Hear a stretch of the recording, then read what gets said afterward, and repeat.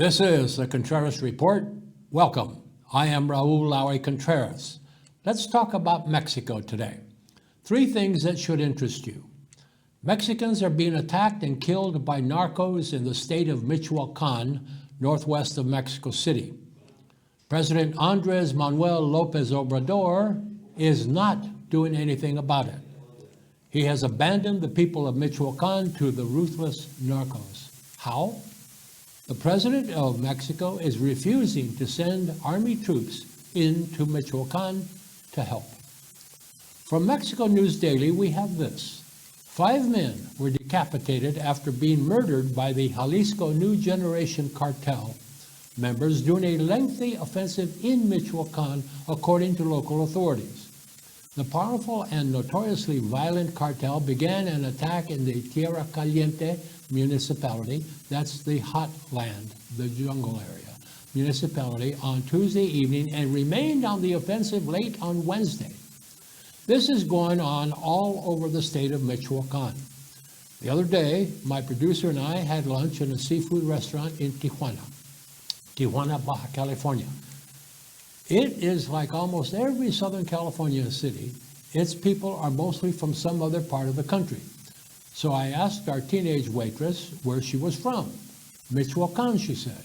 I asked her why she came to Tijuana, a city of over 2 million people, expecting her to say a job or opportunity or something like that. What she said was, and I quote, "I had to escape from the violence." She said half the people in her small town had been either killed or run off by the narcos. Her family escaped to Guadalajara and they sent her to Tijuana to stay with relatives. The people of Michoacan have little faith in President Lopez Obrador. They totally reject his hugs, not bullets garbage, and have started arming themselves. They have to fight back because the army refuses to come to their aid because, the people are told, they need orders from above to do so. They need orders from above to do so. They need orders from the Secretary of Defense, who can only get such an order from the president, the very man who appointed the Secretary of Defense, who, like his boss, refuses to help a state of Mexico under siege. Despite being armed, the locals are outgunned and outnumbered. An infantry regiment could protect the people, but they aren't coming. They are locked up in garrisons polishing their shoes, thanks to the nationally imposed hugs, not bullets, standing order of the president now only halfway through his presidency.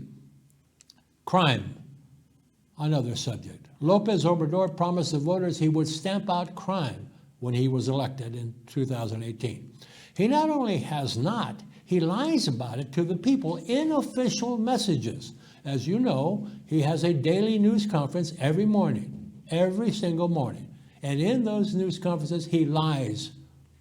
He claims to have cut the national theft of Pemex natural gas that is pumped through an extensive system of underground pipelines throughout much of central and southern Mexico.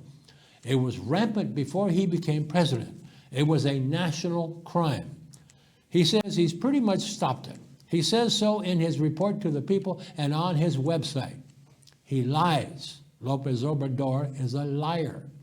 From Mexico News Daily, LP gas theft from pipelines in Puebla has increased significantly since the current federal government took office, according to Pemex data that sharply contrasts with statistics included in President Lopez Obrador's 3rd annual report. It was presented last week, and it stated that illegal taps on the state oil company's LP gas lines in Puebla have declined by 40% due to a military crackdown on gas theft.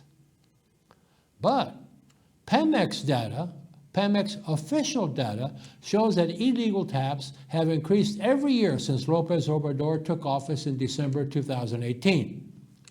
There were 64 taps on LP gas pipelines in Puebla in 2018, according to data provided by Pemex to the newspaper El Sol de Puebla. The figure rose dramatically to 916 the following year, an increase of, get this, 1,331%. Puebla consequently became the worst state in the country for the crime. The incidence of gas pipeline theft rose again in 2020 with 1,639 illegal taps, a 79% increase compared to 2019, which was already 1,300% more than the year before. There was an additional increase in the first 6 months of 2021 with 846 illegal taps compared to 717 in the same period of last year. Almost 69% of all gas pipeline taps in the first half of the year in Mexico were detected in the state of Puebla, making the state the clear epicenter for the crime. The ubiquity of the crime in Puebla fueled a 28% increase in the number of illegal taps detected across Mexico in the first half of 2021. A total of 1,217 perforations, that is taps, were detected, up from 945 between January and June of last year. Pemex sources told the newspaper, Reforma, that criminal groups have begun tapping gas lines in areas of Puebla where the crime was previously unknown or uncommon. In San Mateos Tlacaleca, a municipality about 50 kilometers northwest of the state capital, 71 illegal taps were detected in the first half of 2021, whereas the highest figure for the same period in recent years was just 6. A Pemex security official who spoke with Reforma, the newspaper Reforma, accused state oil company employees of colluding with gas thieves. In order, he said, to successfully extract LP gas, quote, criminals need to know when there is not so much pressure in the pipelines, unquote. Who's giving that information to gas traffickers? Who but Pemex employees who are being paid off or are doing the tapping themselves? On electricity, from Mexico News Daily, we get the federal government has failed to reach its targets to reduce electricity theft, a practice that costs the state-owned Federal Electricity Commission, CFE, Comisión Federal de Electricidad, approximately 50 billion pesos. That's US dollars, $2.5 billion US dollars per year. The government's ultimate aim is to reduce theft to a figure equivalent to 7.8% of total CFE sales. That target, which the Lopez Obrador administration hopes to hit in 2024, the final year of its 6-year term, is just below the 8% international reference, according to a report by the newspaper El Universal. But judging on past performance, achieving the goal appears unlikely. Losses due to theft were equivalent to 11% of sales in 2019, 0.5% higher than the target set by the Federal Energy Ministry. Now let's move on to a political crime. Cuba. From Mexico News Daily, President Lopez Obrador has repeated his call for the United States to lift its trade embargo on Cuba in yet another show of support for the communist island nation. Quote, the government I represent respectfully calls on the United States government to lift the blockade against Cuba, Lopez Obrador said on Independence Day, an event on last Thursday, attended by, for the first time ever, a foreign dignitary, Cuban President Miguel Diaz-Canel, and new United States Ambassador, former Senator Ken Salazar of Colorado, among other dignitaries. Lopez Obrador said, because no state has the right to subjugate another people, another country, the president said, hopefully, President Biden, who possesses sufficient political sensitivity, acts with nobility and puts an end to the policy of grievances against Cuba forever. Grudges have to be left behind. The United States has to understand that there are new circumstances and seek reconciliation. It's time for brotherhood, not confrontation. That's the same philosophy he has about the narcos in Mexico, and that's why thousands of people are dying every single month in Mexico at the hands of the narcos and having their heads cut off. AMLO, as the leftist president is commonly known, as large protests were taking place in the Caribbean alien nation, he was talking like this. In July, he said that for its example of resistance to the world, speaking in Mexico City Central Square after a military parade, To mark the 200th anniversary of the end of the War of Independence against the Spanish, Lopez Obrador praised Cuba's defense of its revolution for 62 years. You'll notice he's complimenting it for fighting for its revolution for 62 years, not for freedom and liberty. Lopez Obrador, you're an idiot. We can agree with the Cuban Revolution and its government or not, but to have resisted 62 years without subjugation is an undeniable historic feat, Lopez Obrador says, which shows how much he understands. The only reason that it is still in existence is the United States chose not to invade Cuba during any of its 62 years that we've been having problems with it.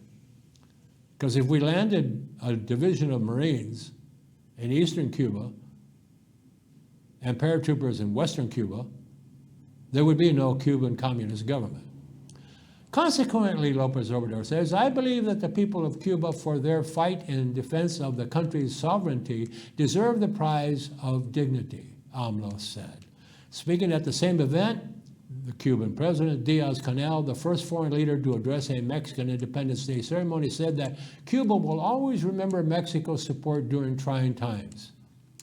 And in parentheses, we have this report. 3 Mexican ships transported diesel, medical supplies, and food to Cuba in late July to offset shortages that have afflicted the country during the pandemic and which triggered protests against the Cuban government. Every one of those items, every single one of those items is available on the open free market for Cuba to buy. So it's complaint against the against the American blockade of the Cuban government's ability to purchase goods in America doesn't hold water. They can buy them in Canada, they can buy them from Italy, they can buy them from Spain. Cuba will always remember your expressions of support, the president of Cuba said to the president of Mexico. Your permanent call for the lifting of the embargo. Wow. In a 13-minute address, he spoke of a significant cultural exchange between Cuba and Mexico, noting that Fidel Castro, Ernesto Che Guevara, and Cuban independence hero Jose Marti all spent time in Mexico. The president also acknowledged that the two countries have a sporting relationship built on a shared love for baseball and boxing. He said his invitation to attend the Independence Day celebrations has an immeasurably greater value in times in which we are suffering the ravages of multi-dimensional war, with a criminal blockade opportunistically intensified in the middle of the COVID-19 pandemic with 240 new measures. In parallel, we are facing an aggressive campaign of hate, disinformation, manipulation, and lies assembled on the most diverse and influential digital platforms that ignore all ethical limits. Facebook, come on. Twitter, come on. Referring to online opposition to his government, Diaz-Canel said those things.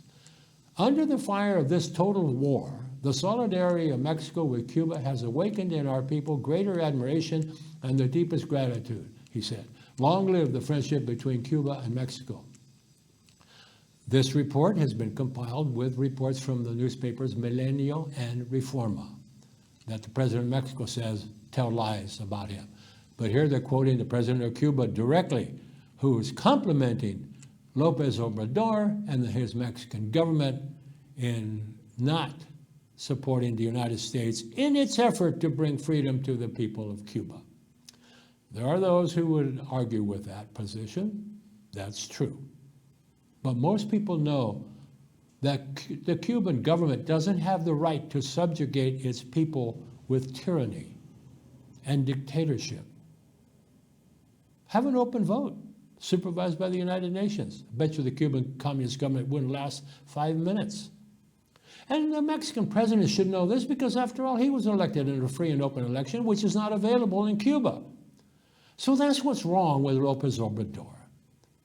He lies to his own people about his accomplishments, and he praises Cuba, which subjugates its people by terror and arrest and prison and murder, on Sunday afternoons when the women in white protest their missing husbands, sons, and nephews.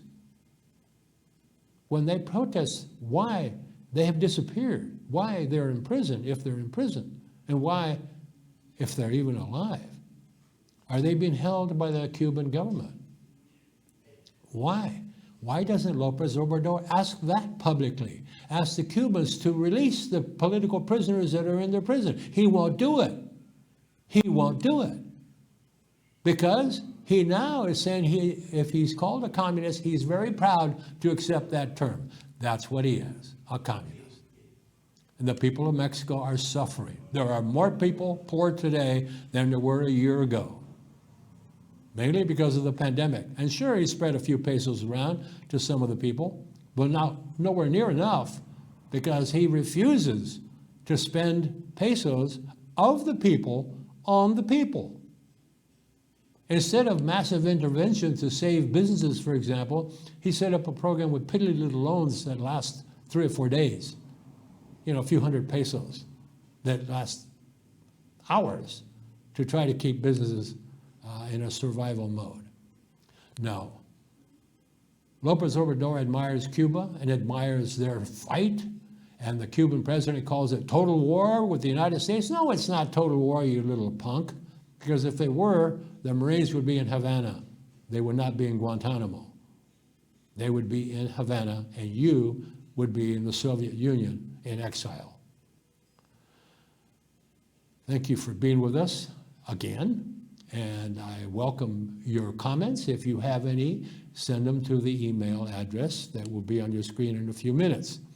If you subscribe to this channel here at YouTube or on Facebook, you will be notified when we post a new Contreras report, and you can stay current with, because we try to post 3 or 4 times a week, so you'll be notified. If you have comments, send them to the email address. It'll appear shortly on your screen. And if you want to enjoy the Contreras Report even more, make sure you're with us next time. Thank you for being with us. We'll see you next time.